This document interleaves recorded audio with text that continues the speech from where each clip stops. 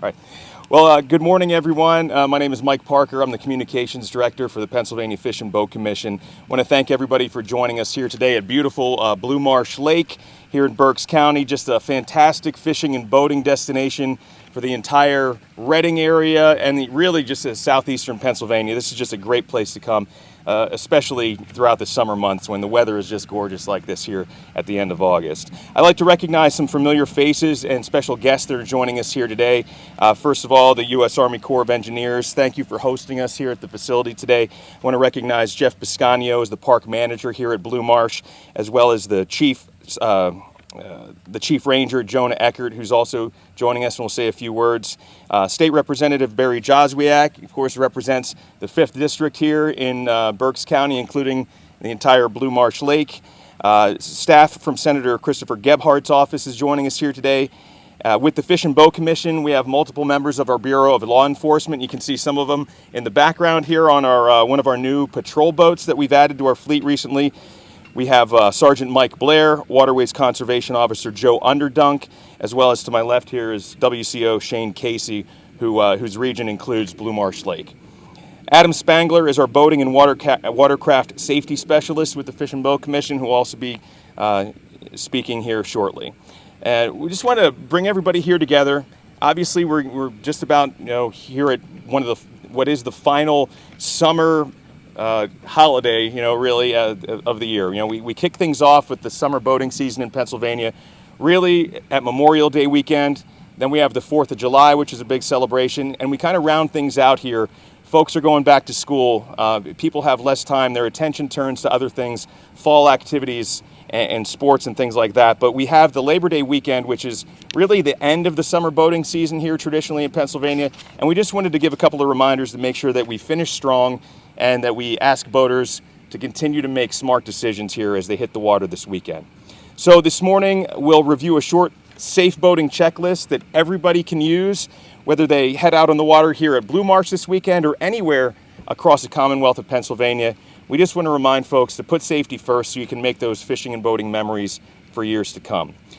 So I'll turn things over first here to WCO Shane Casey to get us started. Thanks, Mike.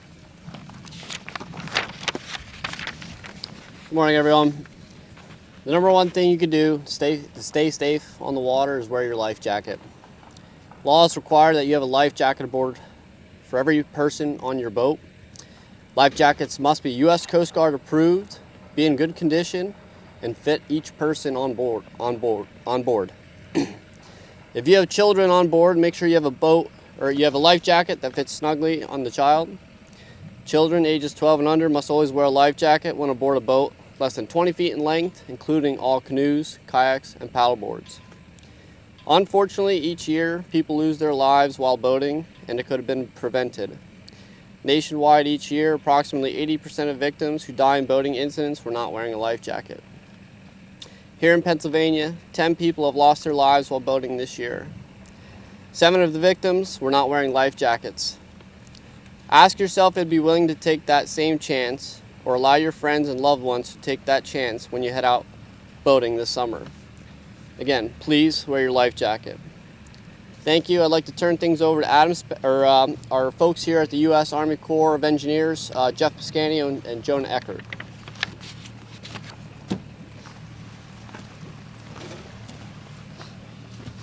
Thank you, WCO Casey. Good morning, everyone. I'd just like to take this time this morning to remind everyone, if you visit Blue Marsh Lake this weekend, you will be sharing the water with a wide variety of boaters. Fishermen on bass boats, kayakers enjoying a paddle, pontoon boats out there, picnickers, jet skiers, and of course power boaters and personal watercraft pulling water skiers. You'll also see conservation officers and Corps of Engineer park rangers on the water enforcing the regulations. Our members of law enforcement don't head out every day with the goal of ruining everyone's good time. I just want to remind you, though, it is our responsibility collectively to make sure everyone remains safe. I'm going to turn it over to Chief Ranger Jonah Eckert now to talk about some special regulations regarding alcoholic beverages here at the lake. Ranger Eckert. Thanks, Jeff. As a general rule, whenever you're out this weekend, please never boat under the influence of alcohol or drugs. At Blue Marsh Lake and all Philadelphia District U.S. Army Corps of Engineers lake projects, alcoholic beverages are prohibited in possession and for consumption. Simply put, impaired boating increases the chances for an accident. Just like operating a motor vehicle on our roadways in Pennsylvania, a person operating a boat over the legal limit is over the legal limit if he or she has a blood alcohol concentration of 0.08 or higher. Alcohol affects your balance, coordination, and judgment. And BUI penalties include loss of boating privileges, significant fines, and imprisonment. As always, officers will be on patrol looking for signs of impairment. And we'd like to welcome Adam Spangler with the Fish and Boat Commission's boating, and he's a boating and watercraft safety specialist. Thank you, Ranger Eckert. One of the great things about boating in Pennsylvania is finding new or discovering new bodies of water or new streams to paddle with and enjoy with friends. Over the past several years, we've seen an incredible increase in boating, especially in paddlecraft such as canoes, kayaks, and stand-up paddleboards. While we welcome the explosion and growth of boating here in Pennsylvania, we know that many new boaters will hit the waterways, the streams, the lakes across Pennsylvania with very little or no knowledge of the water they're getting onto. So we want to encourage people to try new bodies of water for the first time, but that's why the next step in our safety checklist is so important. Have a float plan. This is a simple means. You can simply send a text message or write a note to someone letting them know where you're going to be, how long you expect to be there.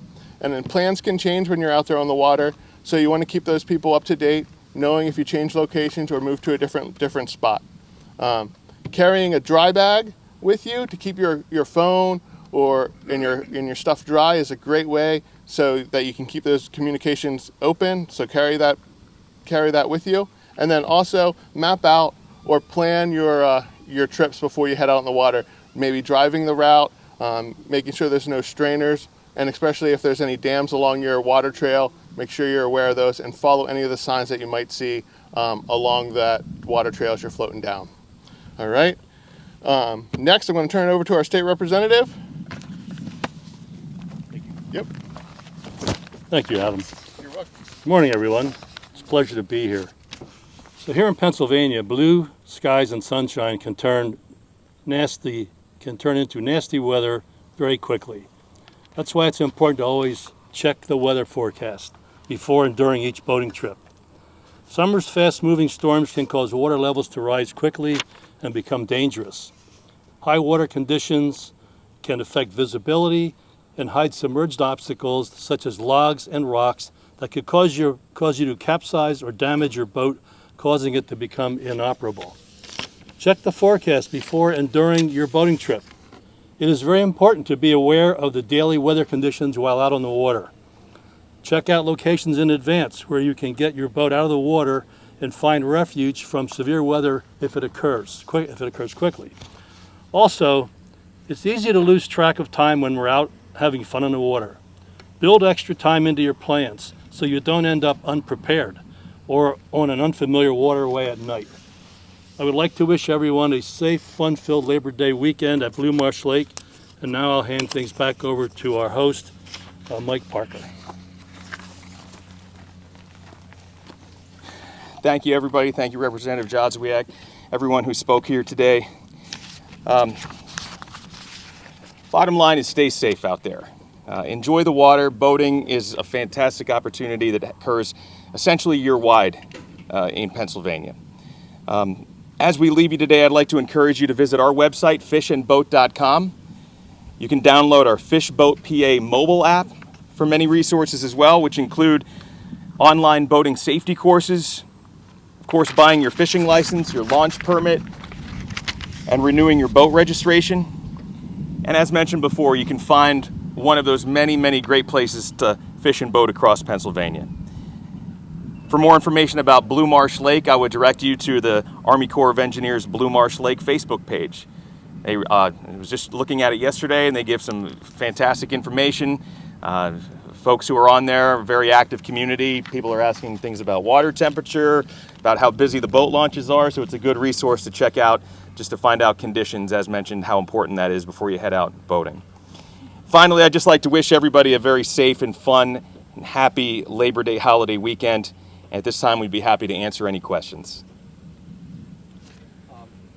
The gentleman in the blue shirt, I'm sorry for the Commonwealth, Adam, mentioned thanks. the explosion of, if you could, you mentioned the explosion of like paddle craft, and that creates some problems with people who might not be experienced or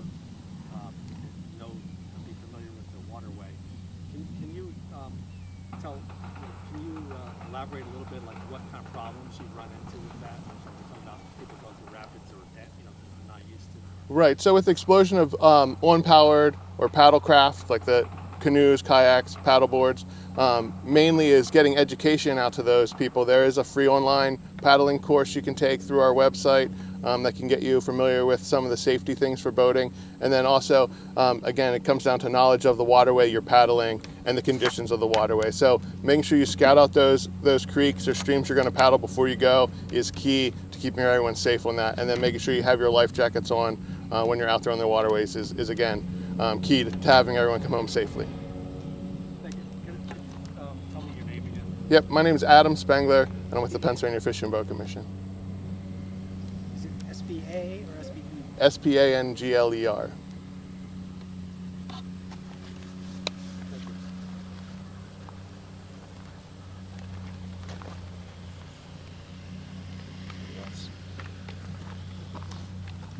Just building one thing off of what Adam said, one of the concerns regarding the explosion of paddle sports is the availability of kayaks and paddle boards. Specifically, when you're driving down the road and you see kayaks on top of just about every other car that you pass, it seems like, as you approach that boat launch. The number of new boaters that we have in Pennsylvania has really gone up over the past decade. We know that through our statistics based on the sales of our unpowered boat launch permits. Folks who are, essentially purchasing a kayak at a local hardware store or a sporting goods store. They saw someone else do it. They always thought it would be fun. They purchased that kayak for a few $100s and immediately head out on the water with very little or no boating experience. So that's why it's so important that we constantly pound this message for boaters who have been on the water for decades. It seems kind of redundant to constantly remind them about the safety measures and the regulations, but you have to keep in mind that you'll be sharing the water with not only folks who are out here every weekend or that go out multiple times a year, but also people who are brand new and it may be their very first time on the water. So just basic things like etiquette when you're out on the water, when you're here at the boat launch, obeying the slow no wake areas here on the water, and just general courtesy with other boaters is very important. So we stress those things from the very beginning. One question: How many people do you anticipate this weekend? It's tough to say. We have over 300,000 registered boaters across the state of Pennsylvania. You never really know what the numbers will be. What we can say, it is going to be a high volume weekend for boating. So boat launches, especially when we have good weather. I would actually ask WCO Casey to just maybe talk about what it can look like here in this parking lot and maybe some basic boating etiquette if you arrive here and it's very busy. You got it. Thank you. So with a holiday weekend, you can expect to see the boat launches usually at an increased amount of people. So best practice is, obviously get to the boat ramps a little bit earlier, pack your coolers, pack your gear, go through the checklist of your boating equipment prior to coming out in the lake the next day. When you do get to the launch, like I said, you're going to get follow up in that line. Make sure once you're in that line, prep the boat as if you're ready to go. So all you got to do is just drop it in the water and then pick up your family. Always remember, don't forget to put the plug in. Even though it's the end of the summer, people still tend to forget. So that's always a popular reminder. But yeah, with the holiday weekend and school being off on Monday with that holiday, we'll should expect a high number of boaters out there on this weekend. Probably starting Friday, Saturday, and especially Sunday. So, like I said, plan for some traffic, plan for some traffic delays. Make sure you're bringing a lot of water, because sometimes you might be stuck in the waiting line just to get your boat out. So, just a couple helpful tips there. Like I said, even when you're pulling your boat out, it doesn't hurt to pull it out a little bit earlier, because the lines do get jammed up pretty quick. So, any other questions? Go ahead. Is a permit required to launch any boat? So, I usually tell people, anytime you got a boat plus a motor, whether that's electric or gas, always requires a registration. Up at off of 183, you have the state launch, which is Shitey, to launch a kayak or canoe, a non-powered vessel like a paddleboard as well. All you need is a launch permit, and that you can get that online, or you can get that in store at a local outdoorsman shop. So does that answer your question? Yes. Yep. Okay. Any other questions? Yeah, I mean, I have one for Park Ranger. Go ahead. Sure. Good deal. Obviously, we have the beach area here, but there's a lot of people like to go into the water in Old Church Road in that area. Are there any safety tips you can give on either just swimmers or people in the water, or boaters between those areas that they kind of intersect? Sure.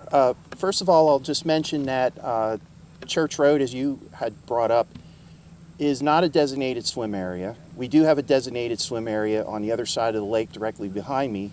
It is a graded swim beach. That's where we recommend folks to go swimming at.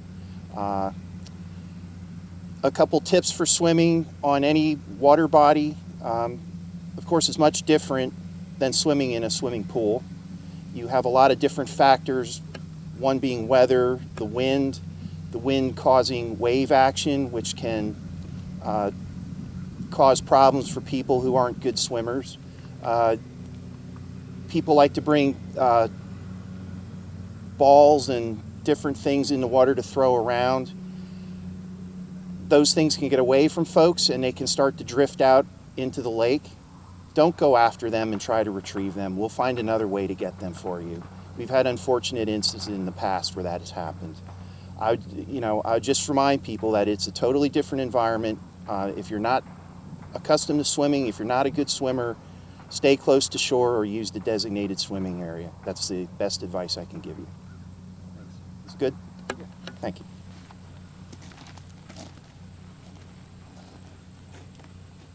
Anybody else? Any other questions? Just wrap it up here and let everybody know that. So that'll be it. That'll conclude our our presentation here that we did. I want to thank everyone for speaking here and taking your time out of your schedule today. As you can see, I believe that's brand new. I think that's a 2024 Boston Whaler. Correct. Right. It's one of our new. We just recently added 25 brand new boats to our Fish and Boat Commission fleet statewide for large and medium-sized lakes like this, some of our river systems, some of our smaller lakes where we need different types of boats. So 3 or 4 different models of law enforcement boats were added recently, which is, again, it's a law enforcement benefit. It benefits the resource as well, because we have a better way to get out here, a better tool for the job for our waterways conservation officers. With that, we're going to bring the boat in. We have a number of life jackets over here if you'd like to see a couple different types that you're not familiar with, and an opportunity to check out our new boat. And if anybody wanted to take a short ride on the lake here for any further questions or video or photograph purposes. Other than that, thank you for joining us.